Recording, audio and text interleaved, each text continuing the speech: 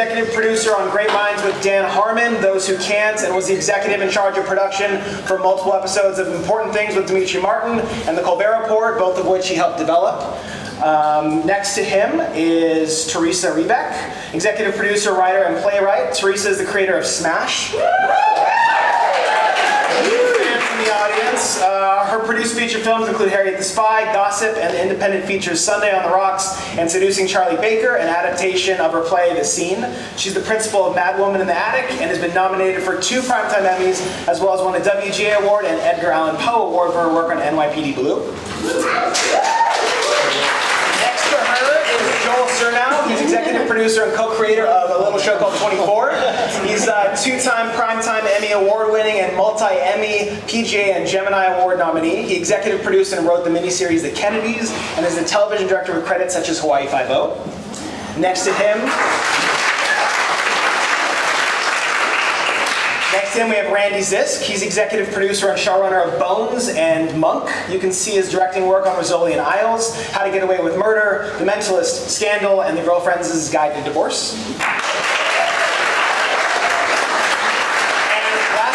Is Donna Carey. He's an Emmy Award-winning writer and producer. He currently writes and produces for HBO's Silicon Valley and is directing a documentary for, hey, I love that show. For Ben Stiller's Red Hour. Prior to that, he created the first movie web series ever to transition from cell phones to television and co-executive produced for Just Shoot Me, HBO's Bored to Death, Fox's New Girl, and NBC's Parks and Rec.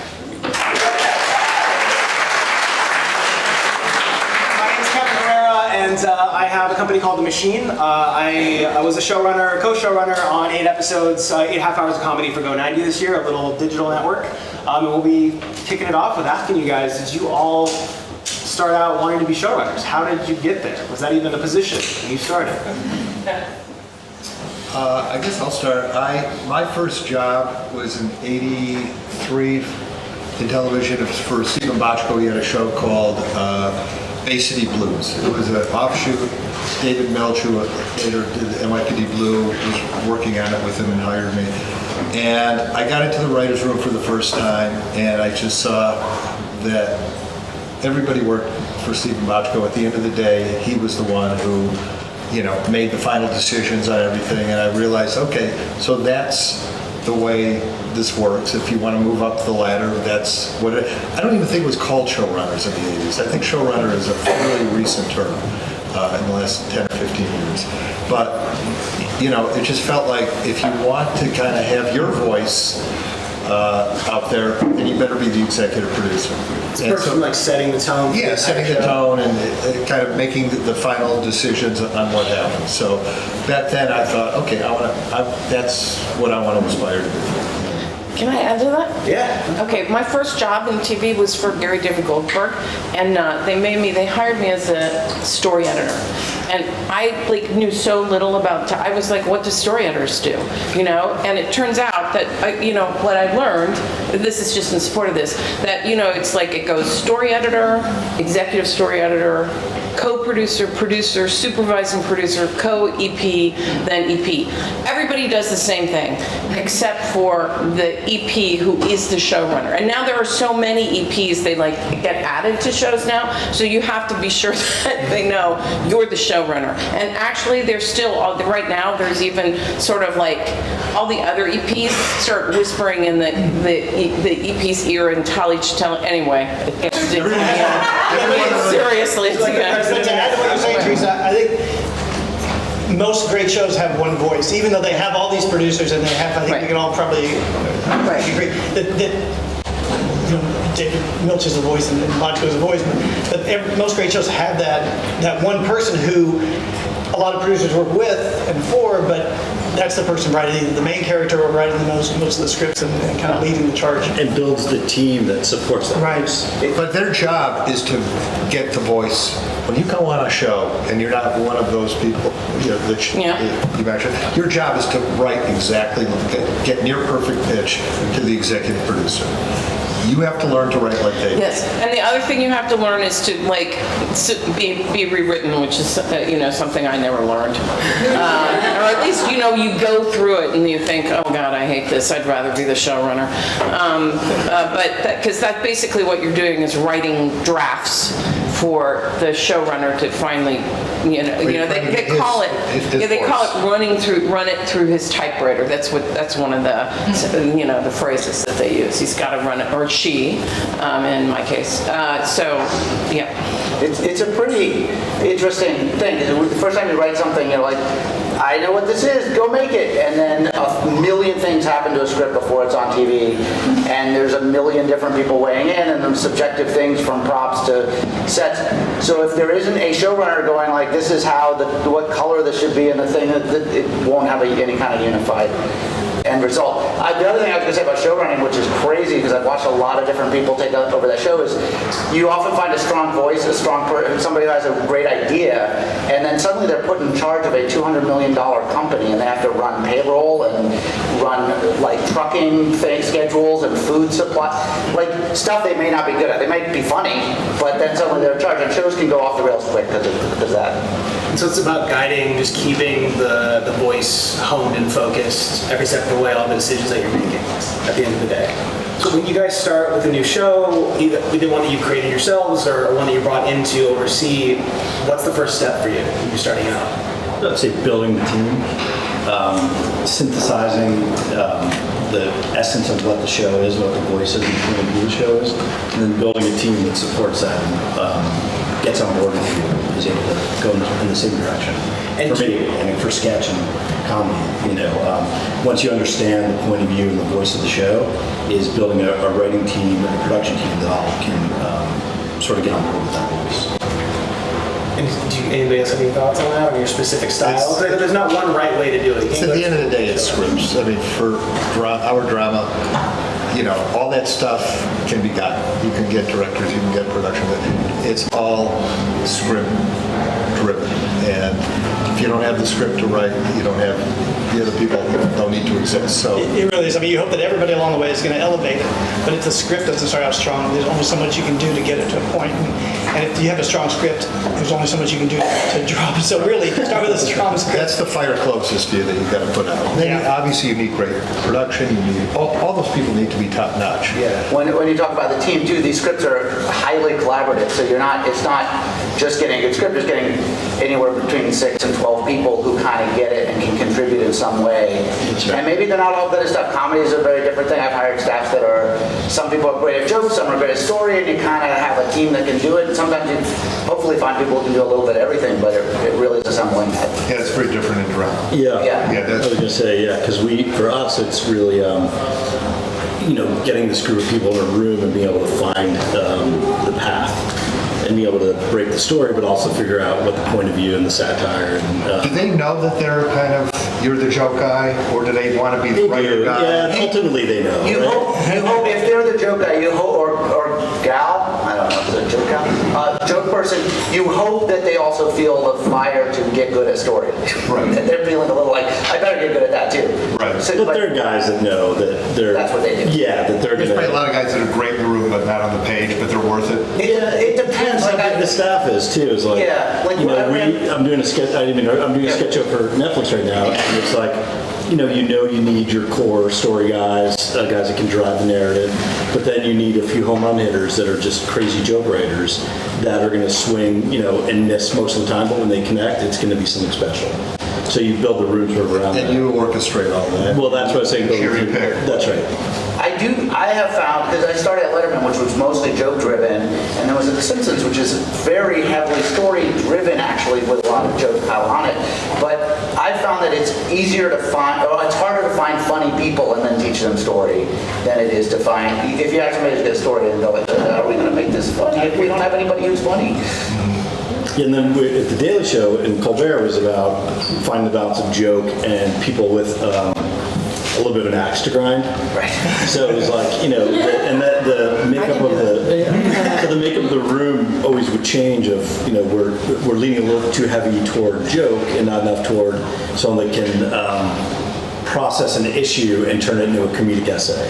Right. And that was always a balancing act. I know when I, sorry, go ahead. Well, this is a little odd, different.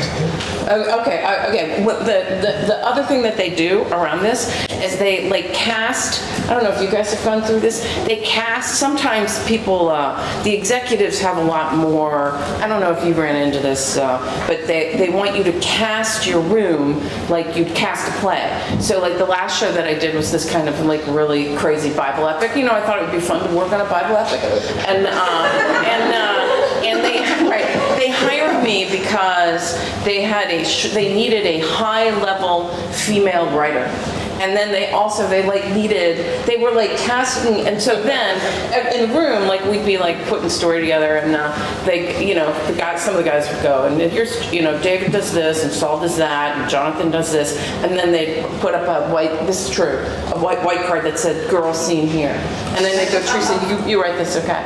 And I was like, you didn't even bother to figure out what it was, right? And then at one point I finally said, guys, where I come from, the theater, we all write everything. Like, we write men and women and children, old people, and they would go, ha, ha, ha. Okay, you write this girl scene here. Right? You know what I mean? So that's more happening, I think, right now. Do you think that that's true? I think about it, right, yeah. Really? Yeah. Okay. Yeah. You want to have a lot of voices represented. I mean, you just can't get around it. But But that happens. That's not a bad thing necessarily. necessarily. By middle of the season, that shakes down. Yeah. If you can't write the show, you're not doing the show. If you write the girl scene that they don't like. Oh no, I just thought it was like sort of, and I have to say, when I was staffing the writers' room for Smash, there was one point, because I was like, this is my axe to grind. Like, how come there are so few women in these jobs? And so I was like, writers' rooms should be 50-50. Like, and if you have the right writers, right, you should really try to give women jobs, people of color and everything. I was like I knew they wanted the writers' room to be a certain size, which is always bigger than I think it should be. But so I was like finding wonderful women writers, and I wasn't even at 50-50, and an executive told me I had too many women. I was like, oh, that really makes me sad that you said that. And then she was like, this is an office person, and then she said, she thought I needed another high-level male writer, and I was like, what are you talking about? I have so-and-so and so-and-so and so-and-so, and she, just gonna tell this story. I'm not gonna name names. I'm gonna cover this up. And then she said, yeah, but they're gay. And I was like, okay, wait, so I have to have a high-level straight guy? And she said, that's the feeling that, yes, that's what people feel. And then I said, I'm really uncomfortable talking this way. I think it's illegal. And then she said, we got off the phone, and then I never talked to her alone on the phone again. It was always like everybody would get on the phone. I was like, that's right, man. The Bible's pretty white, male, and straight, though. No, I'm just kidding. What's it like in drama for 24? Building that room, what was that like for you? I'll tell you, my experience has been, I've been in the business almost 30 years. I've found maybe 5 good ones. Like, they can really do it all. Can break story, can write scripts. So it was always, that's why I was saying that we always started with the best intention. We would have a diverse group, and we would have people who had terrorism background. We had novelists at the beginning of the season. But by the middle of the season, it was the same 3 guys who were writing the show. And then the next season, we would go through that same process. And at the end of the day, we basically had 3 writing entities doing the whole thing for the entirety of the show. So that was a particularly hard show to write because of the real-time element and the fact that at that time, there weren't terrorism shows. So there was cop shows and there were drama shows. I love that show. Oh, thank you. I watched it so many, like all of them. Not a fan. Every single one. I had to watch it, but yeah, so I'm a little more cynical about writing, and the whole diversity thing. It's like, yeah, that's great. If you'll take a script from an alien if they can actually write the show. Nobody really cares. No executive producer cares. They're not discriminate against anything except people who can't write the show. It's just so hard to find them. Those problems sort of work themselves out once you turn in a few scripts, and if they're good, Right. it sort of goes away. Yeah. That happened to us in this last season. So, And an interesting thing happens when you're running a show too, because you can usually you get a little pre-production. You can usually the showrunner can usually be very involved in the whole process for those first hopefully 6, 7, 8 scripts and set the tone and figure out who can do what. But you at a certain point you become desperate because you're editing, you're shooting, you're on the set. You have actors who might be a problem or not a problem. You have casting.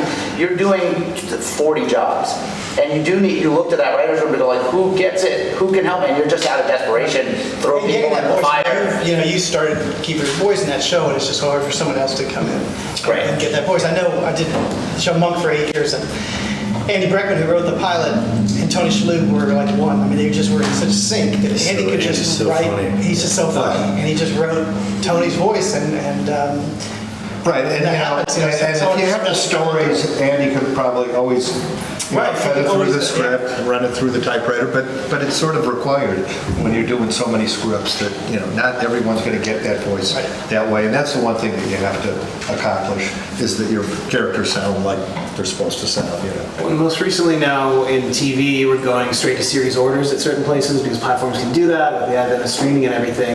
Was it a different process for you when you originated a show with a pilot? Oh, TV is it's so much better now. It's so good. You do 8 episodes, you probably can write almost all the episodes before you shoot, and it just makes for higher quality television. I mean, that process of writing and editing and rewriting and prepping, it's just, it's... And also, as we were talking about earlier, you get, once you get ordered, the creative process is a little bit different. Yeah. Where you don't have to worry about advertisers or marketing the show or putting brands in it. It's, you can just go with what you want to go with and not have to worry about the giant mechanism as a network. It's all about the creative process. And that's when you're like a Netflix or a cable. Yeah, that's what my experience at Netflix has been this last year. Has been wonderful. Is there anything from the piloting network process that you prefer over this new process, or just no across the board, like the new process? It was actually, Honestly, it's like they just pay more. yeah. we did it. Not doing a pilot. I'm sorry. What, you not mean doing the a pilot was a network? little weird. Networks pay more. Not doing a pilot? Yeah. Well, I was a little hair. Look, I No, was shocked because when I did La Femme Nikita in the 90s, we had an order for the first 12. And my director, John Cassar, who I ended up bringing to 24, he said, you know what you should do? Let's shoot the 3rd episode first, the 2nd episode, then let's do the pilot. We'll shake down, we'll see what the actors can do. So we really had like a 2-episode pilot before we did the first show, which I thought was really smart. And actually, we learned a lot. Netflix asked us to shoot the first episode after we shot like 2 or 3. Because that's great. for them, it's such an interesting thing because if you don't grab people in the first 7 minutes, all those other episodes are just like, it's just out in the graveyard. So they want you to work out all the kinks because you don't do a pilot, which is a little scary. Those other 2 episodes, and then you go back and you shoot the first episode. Well, back when we did 24, they did the analysis, which was that ER, which was the #1 show on the air at the time, which had 22 episodes, the average viewer watched 8 episodes. And the whole thing with 24 is because we were a serialized show and there weren't at the time. They said you can't have a bad show. And I think that's... You were, because you wanted to make a bad show. He won bad. But, so no, if a show didn't come out well, they gave us the money to reshoot it. They felt it was so important. And now everything is serialized. And I think there is sort of a pressure to make sure that, I lose interest in shows if I see it going a couple of bad episodes, and then I'm out of the show completely. Whereas at a standalone show, you can have a bad episode the next week, you come back. We're actually doing the show on Netflix. I shoot the pilot next month. It's not serialized. Right, It's which one is of the few- unusual for Netflix. Yeah. So, And you get to shoot a pilot? Well, it's not, so we're doing 10 episodes. So the first, direct the first 2. But they're all standalone, like a mini series? It's Similar similar to what Monk was, and then any episode could air. Oh. It's not there are storylines do continue, but for the most part, the episode's standalone. well, they try and syndicate that. That's interesting. So we're at the Independent Television Festival, so I'm sure there's a lot of creators out here who are making their shows on their own or with budgets that are micro, very, very small or a little bit bigger.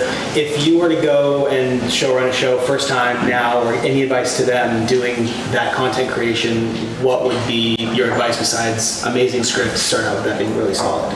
Are there any to-dos or any things that you look out for every single time you start a new show? I'm very interested in micro budget stuff right now because of how much control you have over it. Because I don't know. I get really tired sometimes talking to executives that there's a lot of different agendas, and so it feels better to be able to control the material. But to do that, you really have to make sure you cast it brilliantly and you get a great DP, because then the calling card is not the script anymore; it's the thing itself. So you really need, I think you really, if you're like shooting on a budget, you can do amazing stuff now, but that technical side of the camera work and the editing and the acting needs to truly, you cannot assume that people are going to see past your mistakes. So don't make any mistakes. Don't make mistakes.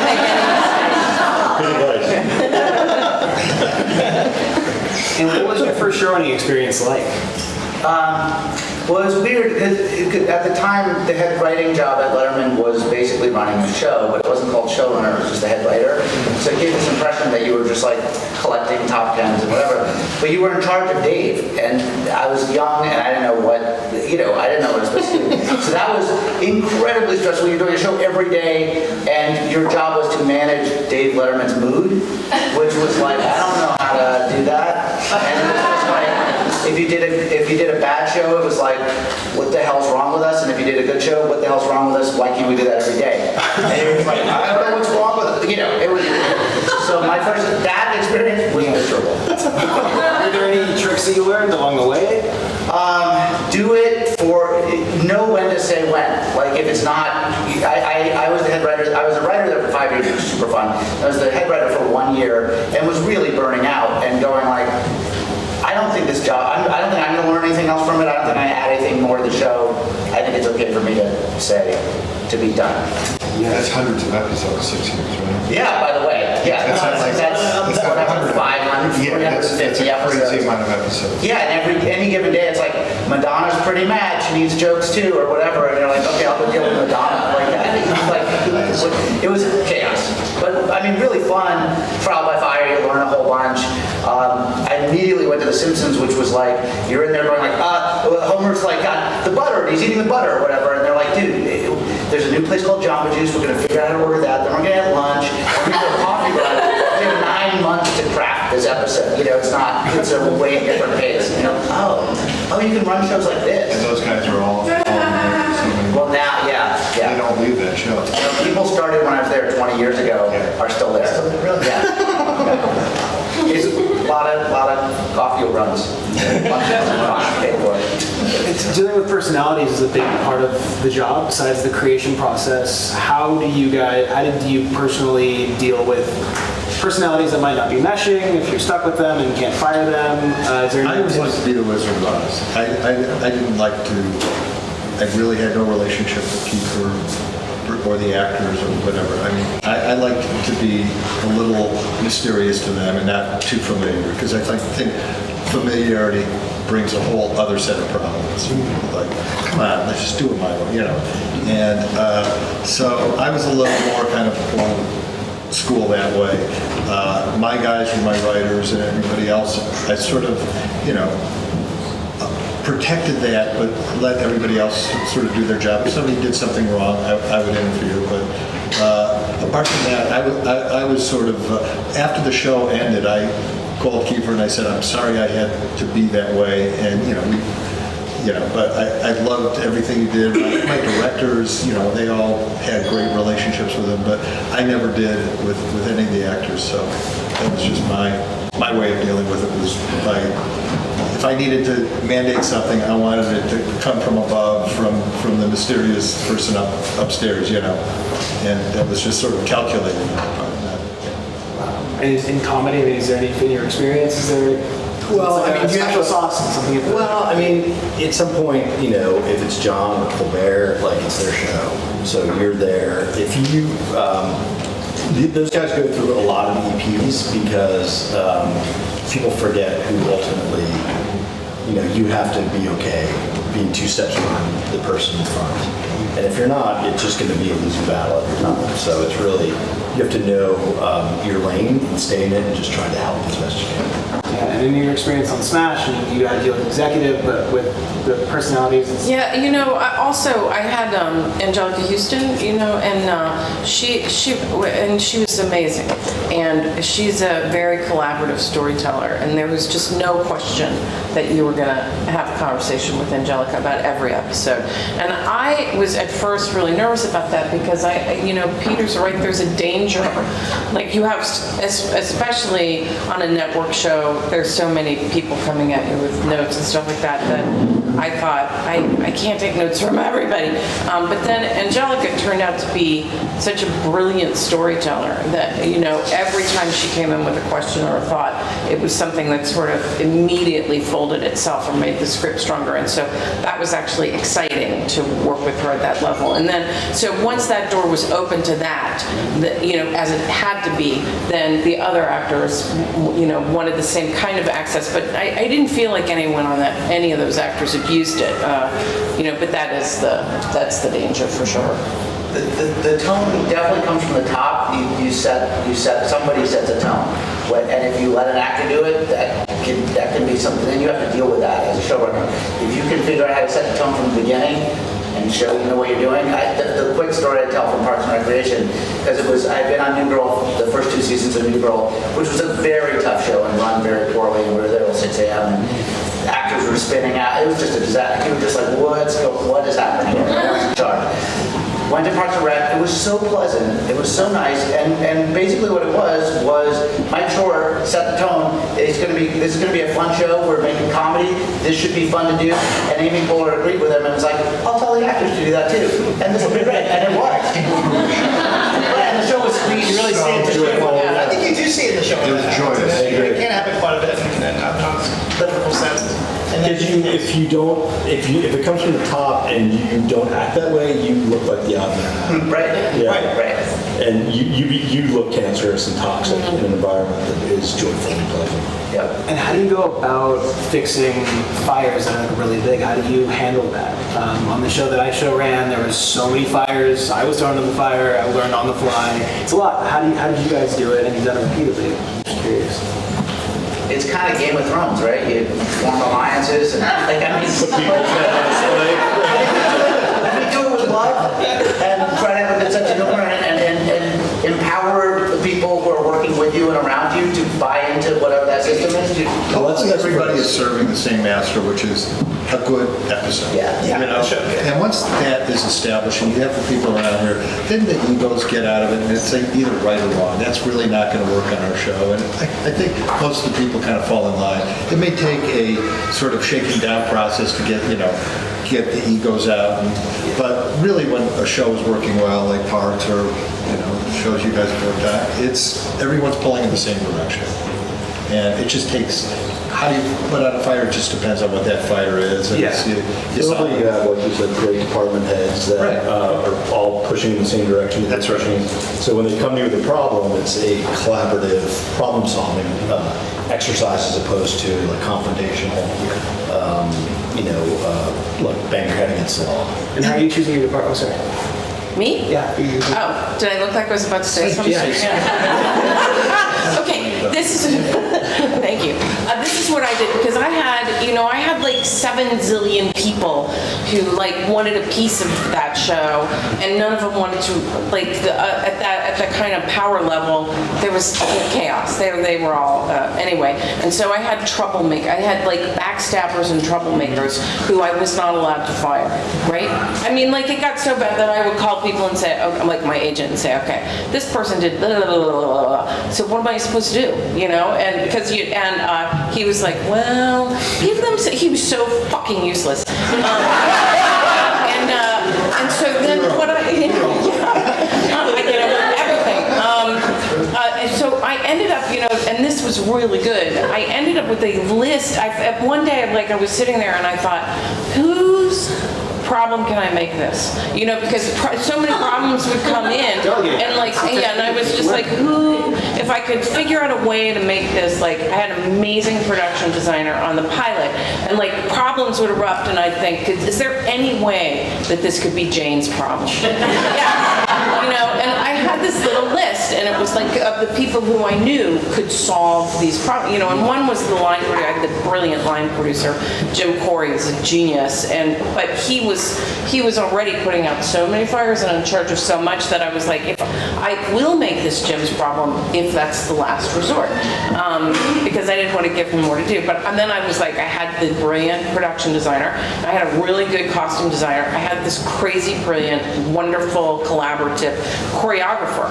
So sometimes when the problems would show up from the crazy composers, I would be like, can I make this Josh's problem? And then, hey Josh, can you go talk to him and explain how you can't choreograph it this way, and so they need to take 2 minutes out of that song? And he was like, yes, I can do that. And then he would do it, right? And so I ended up having a Post-it with the list of 5 people, and I'd go, I wonder whose problem this is. A lot of times it would just end up being my problem, but it was kind of better when I could make someone else do it. You're commanding an army of people all creating one vision and you're setting it up so that they can do the best work they possibly can, right? And protect them. You gotta protect them. Yeah, and let them do their jobs. Yeah. Delegating, it's not. Well, but empowering them too. Cool. So yeah, now I wanted to open up to questions because we have about 10 minutes left. Does anybody have any questions? Cool. All right, so we're done. Cool. Over there. You guys spoke a little bit about this, but I was just wondering if you could each kind of give your experience of how you guys got to where you were. If it was the more traditional writer's assistant, writer, got on the show for a long time, if you could just briefly kind of say, I guess, how you started. Want to start there? Oh, sure. I started The Daily Show as an associate producer, and then left that show soon after John got there. And then as a development executive, which I did not like, but I learned a ton, and I felt like I was setting up projects, but I actually wanted to make them. So I figured out a way to segue that into running shows.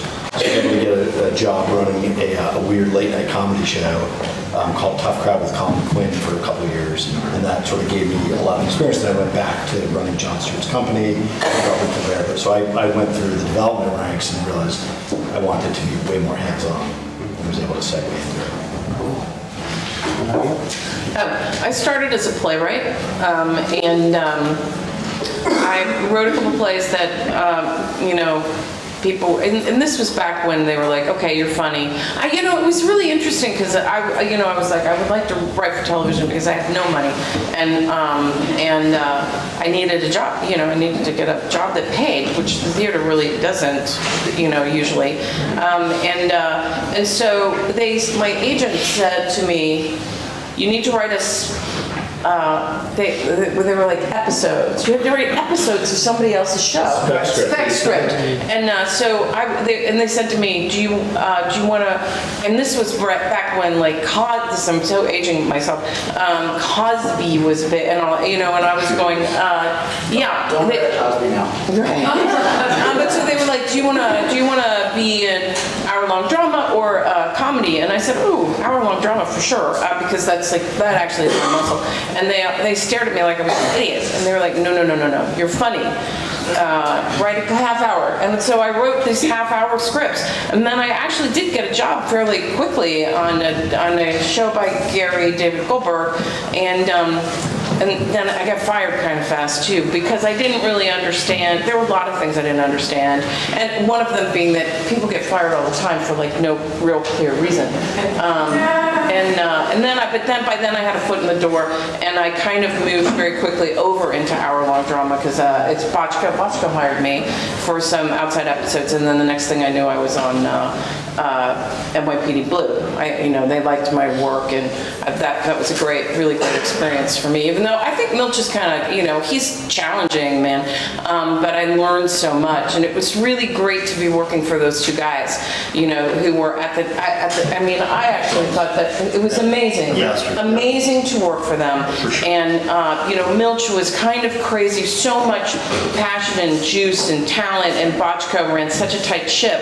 You learn. Anchors I was with Bochco. Yes. 9 left to 5. Yeah, and it was just, and they didn't, they never accepted notes from anybody. It was sort of like, no. But there were, so I my real, I worked there for about 4 years, and then I worked for John Wells for a little while, and it's like, man, when the system started to change, and you had to get notes all the time, I was like, what are these? Do you know what I mean? Because it was really like, what are these? Bochco and Milch took notes from no one, and Wells did a little bit. He would really say to us, okay, just be nice to them. And so we'd be like, okay, thank you for your thoughts. And then, but it's gotten much more, or at least then I started having a lot more experiences where there were just notes all the time, and that became difficult to manage. And I've never actually really worked extensively on a cable show, and I'm curious about that situation, if it's any better. It depends on the network, Some networks give you guardrails, and if you stay within them, then you're on. Some it just all depends. Anyway, back to your question. The writer's assistant thing is an interesting thing, because I came up in an era where that wasn't the way to get in. So I'm pretty against it when I advise the students or my kids who are getting into business in this. I think, for me personally, I didn't want to have any relationship with anybody in the business. I wanted to work a job outside the business, write, until it was time that I felt ready, and then come in as a writer. I brought writer assistants in, and I know a lot of writer assistants have done well, especially in comedy, more so than maybe drama, and I'm sure it's a fine way to do it. I'm more, you need whatever those 10,000 hours, if you believe in that. I think that's the time better spent, and if you could work outside and not have to have a full-time job that allows you to write every day, I'm big on that. My first job was in that room with Bochco and Milch, and then the next season was Miami Vice, and I got put on the show, and Michael Mann went off to do a movie, Tony Erkovich got fired, and I was left holding 20 of the first 22 episodes. What was the audience of a show like Miami Vice at that time? How many, what was my number? Right? The number was probably in the mid-20s or early 30s. 20 million people a week. Oh, yeah. Back, my friend Gil Grant was on a show, 8 is Enough, that got canceled with a 28th share. Now, well, just so you know, a share now, if you get a 1 share, you stay on the You're in the mid. You're in the mid. If you get 2 or 3 million people watch your show. Old TV test patterns, they stay on the air with their ratings, It's terrible. So then the next season, I was drawn onto the Equalizer as the showrunner. So I had very little experience, and I had, I was 30 years old, and I had a job, and I was kind of an asshole. I had learned from Stephen Bochco and Michael Mann, who both did exactly what they wanted to do, and I thought, that's the way to do it. Yeah. And so I had a successful show, but after 1 season, for personal reasons, I left the show, and I had a very bad reputation that followed me for many years, because I just I'm hiring this guy, I don't care what you think.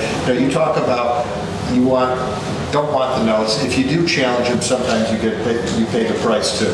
Yeah, it's not a good situation. You really have to learn how to manage it. Well, you learn how to do. So then when I ran a show about 10 years later when I did La Femme Nikita, I realized the key was to make them my friends. So the president of the network, Rod Berth, became my friend.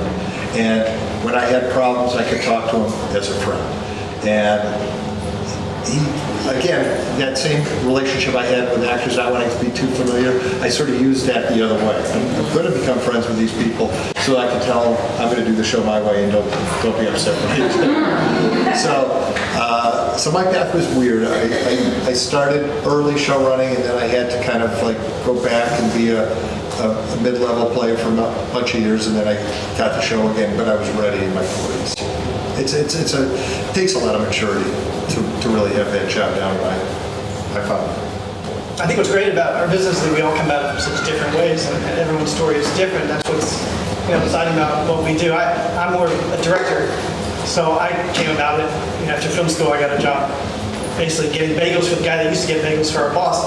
And I kind of just like worked my way up, and Gary Gilbert gave me my first job as well. And then I started directing, and then I kind of started directing with Steven on NYP Blue when Teresa was there, who wrote Teresa's amazing writing. And I wrote, I directed some NYP Blues and some Murder Ones, and working with Steven and David is such a joy because the writing is just so amazing. And then I just started directing different shows and hooked up with Andy Breckman on Monk, and then I came on with Bones on year 10, so they were already so well established and doing their thing. And I was just the producing director on that. The showrunners were really the guys who were running and writing the show. But that's what's great is that we all kind of come at it from different areas, and we have a lot of similar stories. But there's so many ways to break through this. Yeah, it's interesting. It's a little bit, for me, it was a little bit of a combo, which is, if you want to write. That's the 10,000 hours. You should be writing every day. You should be writing specs. You should be trying other stuff. You should be reading lots of scripts. That's part of it. You should also be living and going and doing things and having experiences, so you're not somebody who's like, I know how to sit in a room and spell correctly. Like, those writers drive me crazy. I'm like, what do you know? Know things, and bring that to your writing and bring your personal experience to writing is all good. That's pretty basic. But the other thing I would say, though, is for me, it was picking something you love and just aiming at that. And I got an internship at Letterman. I love Letterman because I love the show so much. There's Casey who was an intern there as well, who's on the board here. It's Casey over here, just one of the board members. If I saw her over here, I was like, oh, she's an intern at Letterman also. And ended up working there. But if you get on a show that you love or get in a place that you love, even if you're at the lowest level, you don't care so much because you're at a place, you're learning from people that you admire, and you'll eventually get the voice because you already kind of get it. And even if you're just getting pineapples for Dave as the first job, it doesn't really matter. You're like, More than that. well, not you.